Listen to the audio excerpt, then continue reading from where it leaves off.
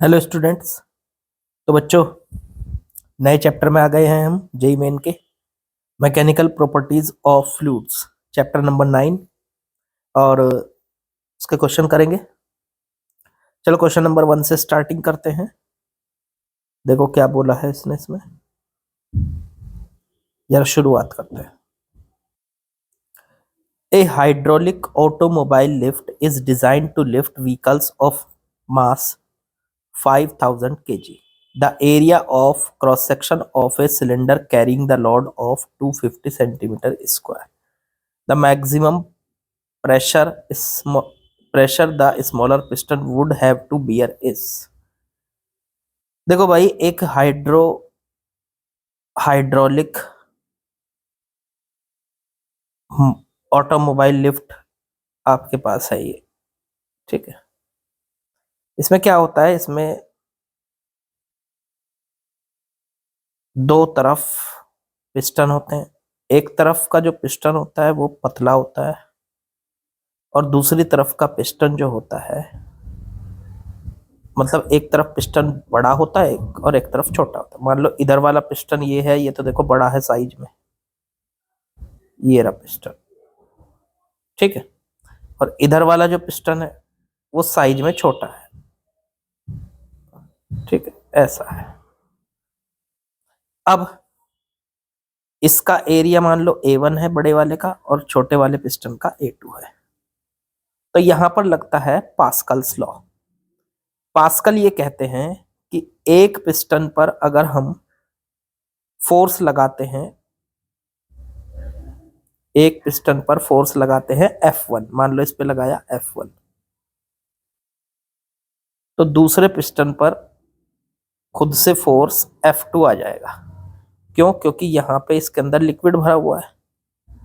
अब आप खुद से सोचो, अगर हम इधर वाले लिक्विड को दबाएंगे ऐसे नीचे की तरफ, जहां पे मेरा एरो चल रहा है देखो, नीचे की तरफ ऐसे दबाएंगे, तो क्या इधर से पिस्टन ऊपर उठना शुरू हो जाएगा? तो एक तरफ से फोर्स लगाएंगे F1, ये F1 कर लो इसको F1, तो दूसरी तरफ से पिस्टन ऊपर की तरफ उठना शुरू हो जाएगा और फोर्स लगाएगा F2। तो पास्कल ने ये कहा था कि भले ही दोनों तरफ का फोर्स अलग अलग हो, दोनों तरफ का एरिया अलग अलग हो, लेकिन हम लेफ्ट साइड पे जितना प्रेशर लगाएंगे उतना ही प्रेशर हमको राइट साइड पे मिल जाएगा। मतलब अगर हम यहां से नीचे की तरफ प्रेशर P1 लगा रहे हैं तो इधर से हमें ऊपर की तरफ P2 प्रेशर मिलने लगेगा, लेकिन P1 और P2 आपस में बराबर होंगे। मतलब जितना प्रेशर हम लेफ्ट साइड पे नीचे की तरफ लगाएंगे P1, उतना ही प्रेशर हमें राइट साइड पे ऊपर की तरफ मिल जाएगा P2। ये बताया था किसने? पास्कल ने। ये पास्कल का लॉ है। अब लेफ्ट साइड का प्रेशर वो हो जाएगा फोर्स बटे एरिया, और राइट साइड का प्रेशर वो हो जाएगा फोर्स F2 बटे एरिया A2। अब लेफ्ट साइड का फोर्स, अब इन्होंने क्या कहा है कि हाइड्रोलिक सिस्टम जो बनाया जा रहा है वो 5000 kg के मास के लिए बनाया जा रहा है।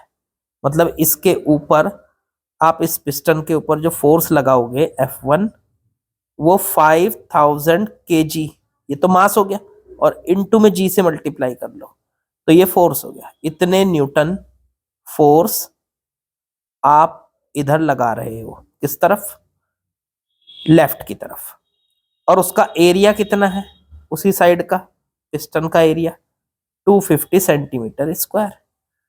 तो एरिया A1 हो गया 250 सेंटीमीटर स्क्वायर।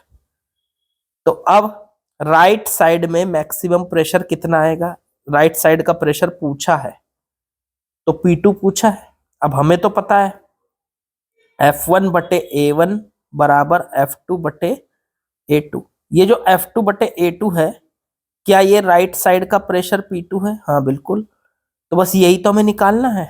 तो F1 बटे A1, तो F1 की वैल्यू रख दो 5000 G बटे में A1 की वैल्यू 250 सेंटीमीटर स्क्वायर को 10 की पावर -4 से मल्टीप्लाई करके मीटर स्क्वायर में कन्वर्ट कर लो, और इधर आ गया प्रेशर। यही है प्रेशर P2। यही P1 है, यही P2 है, क्योंकि P1 P2 सेम होंगे पास्कल के लॉ के अकॉर्डिंग। अच्छा चलो, एक जीरो से एक जीरो कटे, इससे काटो 20, ये ऊपर जाएगा तो 20 इंटू जी इंटू 10⁴ न्यूटन पर मीटर स्क्वायर या पास्कल कह लो इसको। तो P2 बराबर आ गया। अब जी की वैल्यू देखो, इन्होंने 10 दे रखी है या क्या दे रखी है, कुछ नहीं दी, लेकिन ऑप्शन में कहीं पे 9.8 नहीं रखा, तो 20 इंटू जी की वैल्यू 10 ही रख दो, 10⁴। अब हो गई है 6 जीरो, तो 2 इंटू 10⁶ पास्कल। न्यूटन पर मीटर स्क्वायर को क्या लिख सकते हैं, पास्कल लिख सकते हैं। तो इसका मतलब जो छोटा पिस्टन है उस पर कितना प्रेशर आ सकता है मैक्सिमम, P2 2 इंटू 10⁶। तो option number C is correct. ठीक है, समझ आ गया। चलिए बच्चों, अगले सवाल में आते हैं। इसमें कहा है असर्शन रीजन का क्वेश्चन है, पहले असर्शन पढ़ते हैं। इन्होंने बोला when you squeeze one end of a tube to get toothpaste out from the other end Pascal's principle is observed. बिल्कुल ठीक बात है। मान लीजिए ये हमारे पास एक ट्यूब है, और आपको पता है ट्यूब इस तरीके की होती है, उसमें टूथपेस्ट है। ठीक है, जब हम उसको एक साइड से दबाते हैं, उस पर प्रेशर डालते हैं, तो पास्कल्स के लॉ के अकॉर्डिंग वही प्रेशर उस ट्यूब में क्या भरा हुआ है, टूथपेस्ट भरा हुआ है। टूथपेस्ट का मतलब समझ रहे हो आप, उस ट्यूब में क्या भरा हुआ है, टूथपेस्ट। और टूथपेस्ट क्या होता है, फ्लूइड होता है। तो इस फ्लूइड के ऊपर आपने प्रेशर लगाया, तो वो प्रेशर हर तरफ ट्रांसमिट हो जाता है, ये बताया था पास्कल लॉ ने। पास्कल ने ये कहा था कि ये जो प्रेशर आप इसके ऊपर लगाएंगे, वो प्रेशर सारे उसके अंदर फैल जाता है, पूरे के पूरे फ्लूइड के अंदर, मतलब जो इसके अंदर टूथपेस्ट है उसके अंदर, पूरे के अंदर फैल जाता है, और इसीलिए एक साइड से टूथपेस्ट बाहर निकलना स्टार्ट हो जाता है। तो इस इधर से ये बाहर निकलना स्टार्ट। तो असर्शन तो बिल्कुल करेक्ट है, सही बात बोली इन्होंने। जो ये निकलता है टूथपेस्ट एक साइड से, वो हमारे प्रेशर की वजह से ही तो निकलता है। हम एक साइड से प्रेशर लगाएंगे तो दूसरी तरफ से ये निकलना स्टार्ट हो जाएगा। तो पास्कल्स प्रिंसिपल यहाँ पे ऑब्जर्व हो रहा है, बिल्कुल हो रहा है। तो ये ट्रू है बात, असर्शन ट्रू है। अब रीजन पढ़ते हैं। A change in pressure applied to an enclosed incompressible fluid is transmitted undiminished to every portion of fluid to the walls of its container. अरे ये तो स्टेटमेंट किसका है, ये तो पास्कल लॉ का स्टेटमेंट है, तो बिल्कुल ये तो ट्रू होगा ही होगा। उन्होंने कहा था कि जब भी आप प्रेशर में कोई चेंज करते हो किसी इनकम्प्रेसिबल फ्लूइड के अंदर, तो वो पूरे फ्लूइड के अंदर ट्रांसमिट हो जाता है, पूरे फ्लूइड के अंदर सारे में फैल जाता है। यही तो पास्कल लॉ है।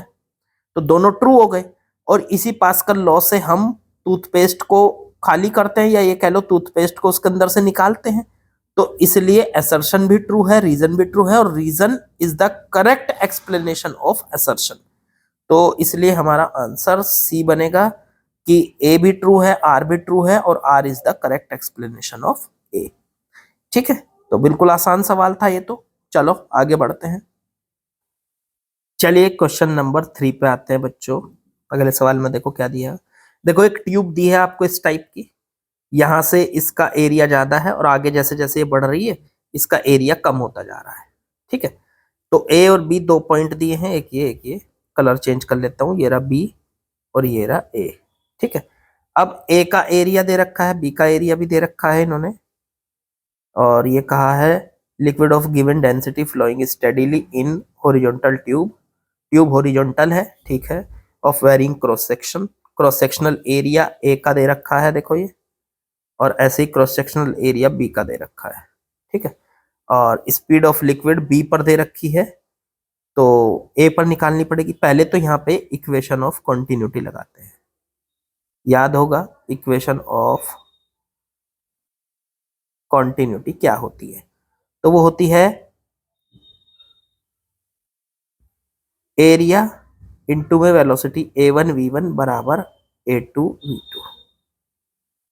अब एरिया, ए पर एरिया कितना है 1.5 सेंटीमीटर स्क्वायर, इंटू ए पर वेलोसिटी कितनी है उसकी पता नहीं, निकाल लेते हैं v1, मान लेते हैं उस पर वहां पर पानी की वेलोसिटी v1 है, और बी पर पानी की वेलोसिटी, पानी है या कोई भी ये लिक्विड है, उसकी velocity.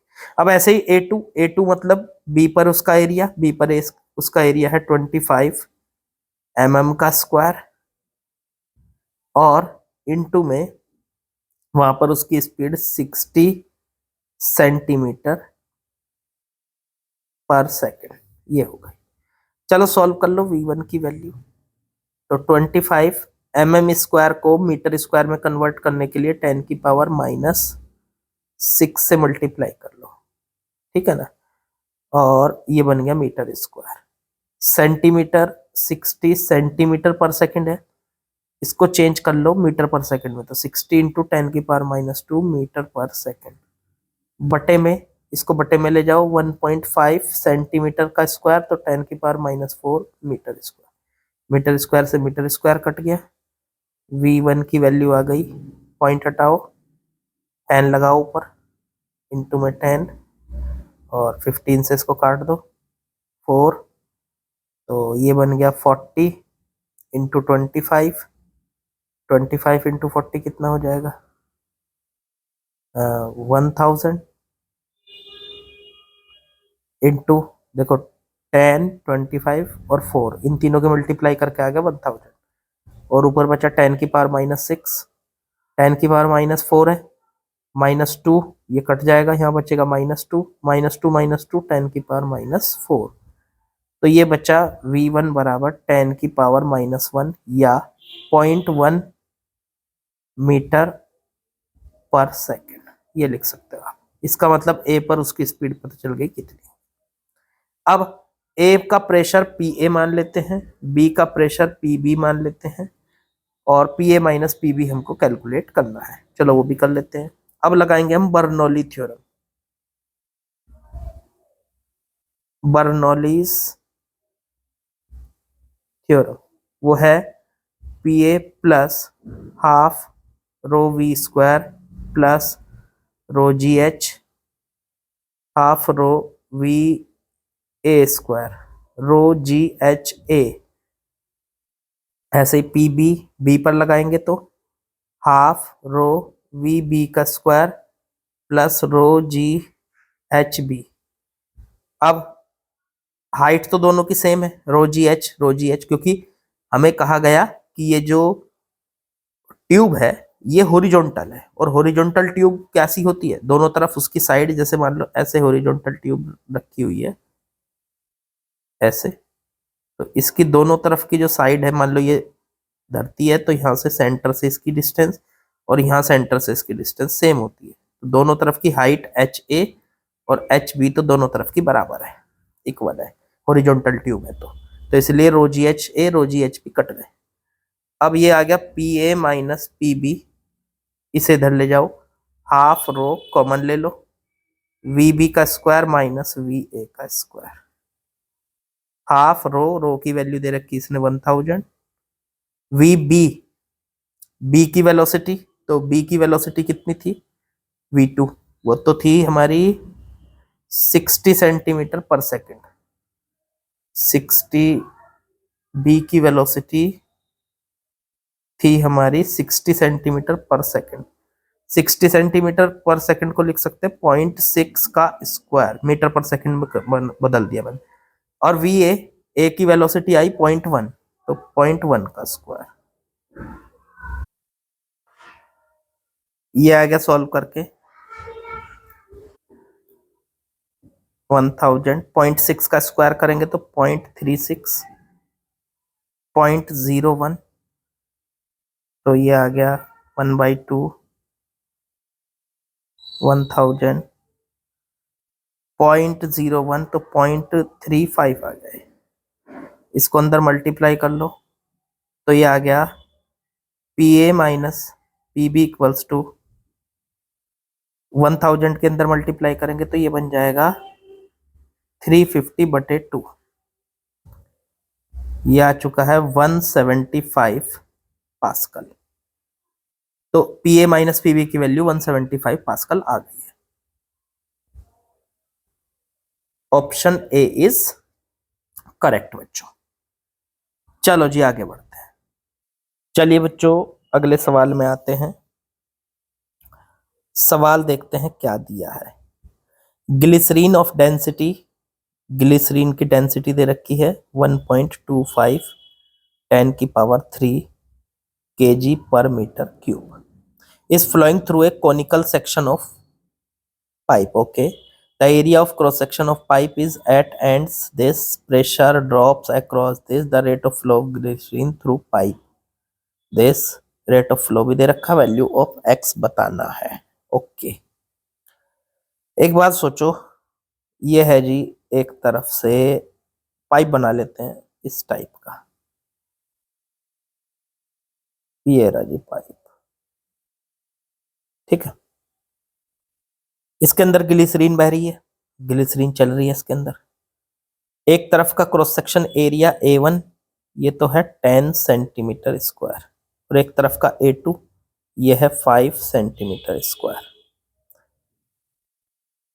Pressure drop across its length, यहाँ पे प्रेशर मान लो P1 है, यहाँ पे P2 है। अब यहाँ का जो प्रेशर ड्रॉप हुआ मतलब P1 से P2, यहाँ पे P1 ज्यादा है प्रेशर और P2 कम है, तो P1 से P2 जो ड्रॉप हुआ वो कितना दे रखा, 3 न्यूटन पर मीटर स्क्वायर, मतलब P1 माइनस P2 की वैल्यू 3 न्यूटन पर मीटर स्क्वायर दे रखी है। ओके, यहाँ पे मान लो ग्लिसरीन की स्पीड V1 है और यहाँ पे मान लो ग्लिसरीन की स्पीड V2 है। तो पहले लगाएंगे हम इक्वेशन ऑफ कॉन्टिन्यूटी, वो होती है A1 V1 बराबर A2 V2, और ये जो A और V का प्रोडक्ट है इसी को कहते हैं रेट ऑफ फ्लो, ठीक है, यही हमें निकालना है। ये हर जगह एक जैसा होता है। इक्वेशन ऑफ कॉन्टिन्यूटी ये कहती है कि पाइप, पूरे पाइप में एरिया और वेलोसिटी का जो प्रोडक्ट है पूरे पाइप में हर जगह एक जैसा होता है। अब यहां पे हम लगा सकते हैं बर्नौली थ्योरम।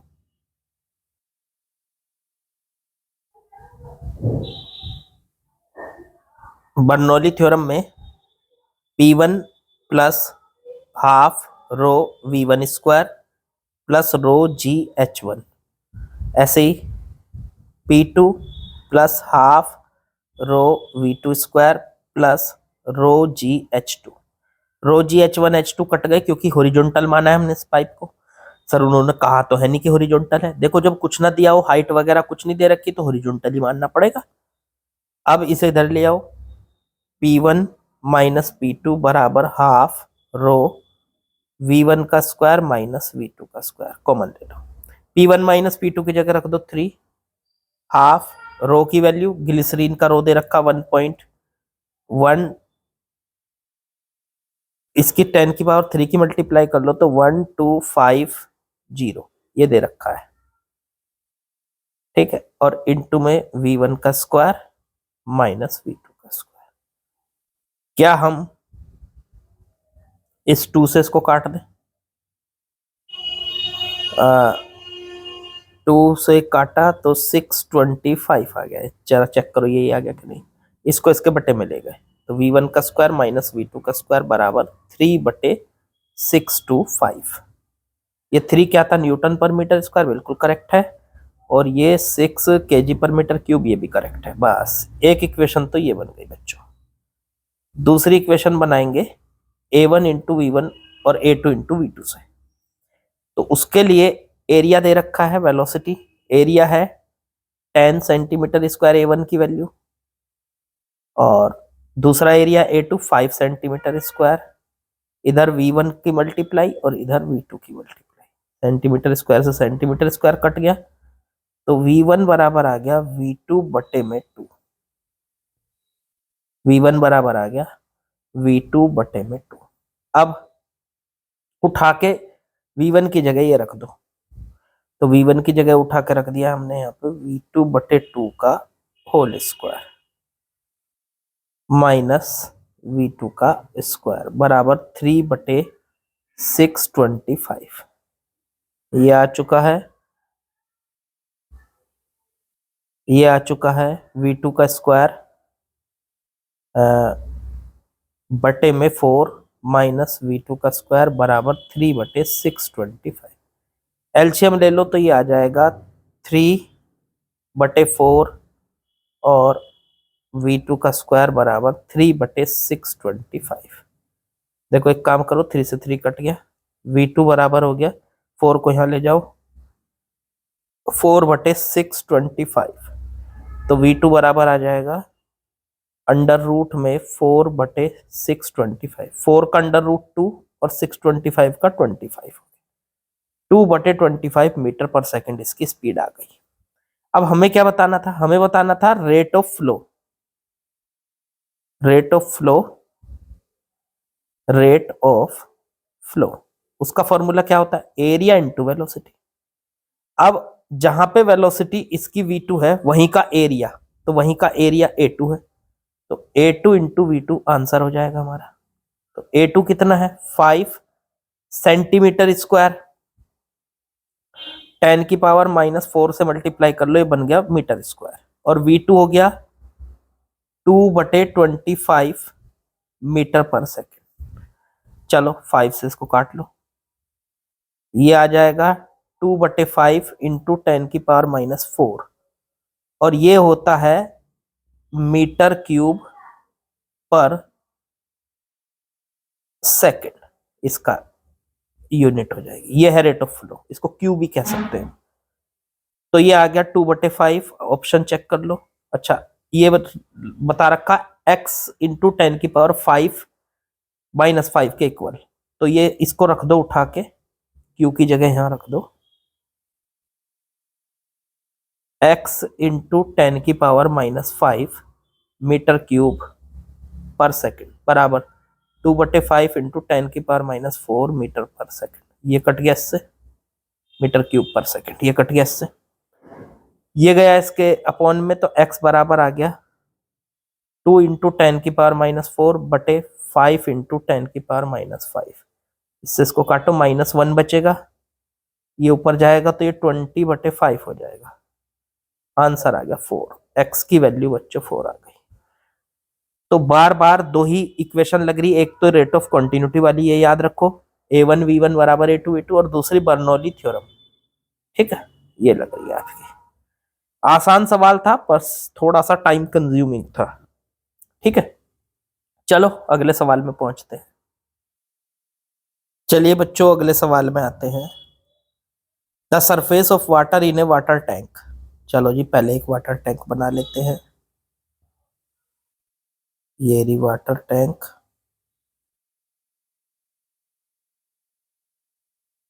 ठीक है। अब ये जो वाटर टैंक है इसमें मान लो पानी यहां तक भरा है, ठीक। इसकी हाइट h है। इन्होंने कहा the cross section area 750 centimetre square इसका एरिया है यहां से, और h मीटर तक इसमें पानी भरा हुआ है। On the top of house is h metre above the tap level. यहाँ पे जो टंकी लगी हुई है, मान लो यहाँ ये टैप लगी हुई है, इसके लेवल से h मीटर ऊपर तक इसमें पानी भरा हुआ है। अब हुआ क्या है, वाटर की यहां से जो बाहर आने की स्पीड दे रखी है वो है 30 सेंटीमीटर पर सेकेंड, और यहाँ का एरिया दे रखा 500 mm का स्क्वायर। तो dh/dt बताओ क्या है। पहले तो ये सोचो dh/dt है क्या। ये इसकी हाइट जैसे बदलेगी, तो हाइट तो तभी बदलेगी ना इसकी पानी की, जब ये नीचे आएगा। तो हाइट के बदलने का रेट, तो ये हाइट के बदलने का रेट तो इसके नीचे आने की स्पीड हो गई, तो मतलब dh/dt हाइट के बदलने का रेट इसकी नीचे आने की स्पीड हो गई v। तो ये जो सरफेस है वाटर की ये v स्पीड से नीचे भाग रही होगी। तो बस यहाँ तो बड़ा आसान हो गया, ये dh/dt निकालना है हमको, v निकालना है मतलब। तो यहाँ का एरिया a1 कह देते हैं, स्पीड यहाँ की v1 कह देते हैं, यहाँ का एरिया a2 कह देते हैं, और स्पीड यहाँ की v2 कह देते हैं। इक्वेशन ऑफ कंटिन्यूटी लगाते हैं, a1 v1 बराबर a2 v2।